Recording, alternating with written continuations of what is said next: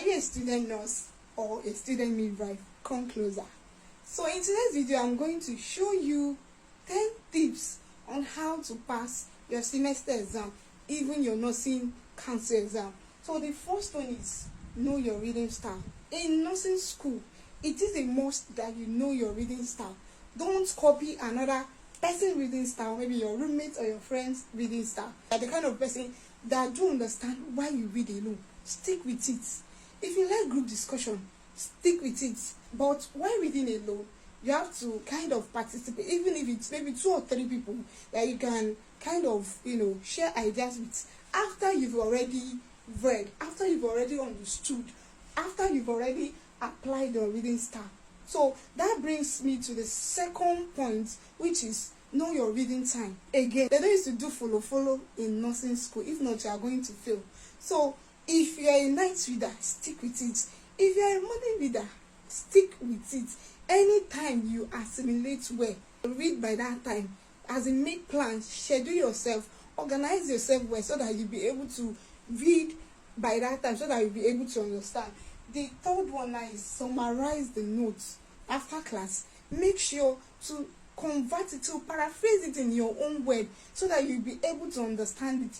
Use simple words. That is the purpose of learning, for you to understand. The fourth one now is use float charts, mnemonics, and highlighters.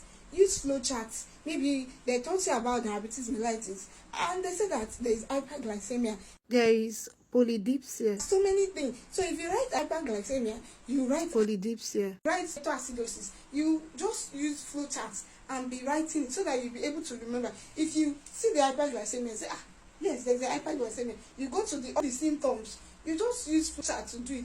Or you can use mnemonics, that is acronyms. You just find a relatable word that you can use to remember it easily.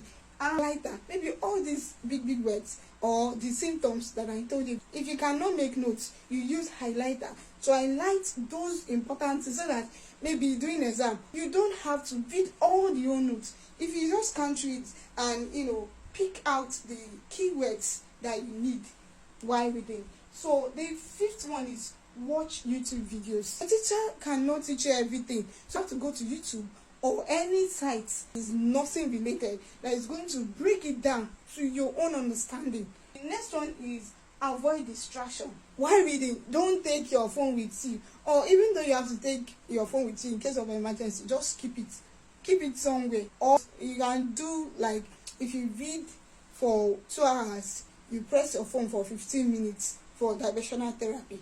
But I insist, keep your phone in the hostel or in your house before going for night class. The seventh one is don't carry 3 or 4 books for different subjects for you to read, because we end up not reading it. So if it's anatomy that you want to read, stick with it. If it's normal midwifery, stick with it. If it's fundamental of nursing, just stick with only one subject. Or if you can do 2, or if you schedule time for it, do it in your own way, that you can be able to actualize your plan. 8th one, I start reading early. This one is very important, especially for new students. If you leave it, maybe in your year 3, the thing will choke you. This nursing and midwifery council is now objective, and this objective, it's kind of NCLEX related. Practice-led questions that you have to use critical thinking to think. If you cram, go pass.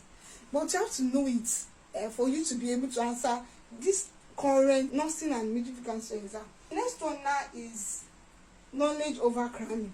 To understand, read to know, even little, read to know. You know you have to pass, but you have to read to know, because you are dealing with life.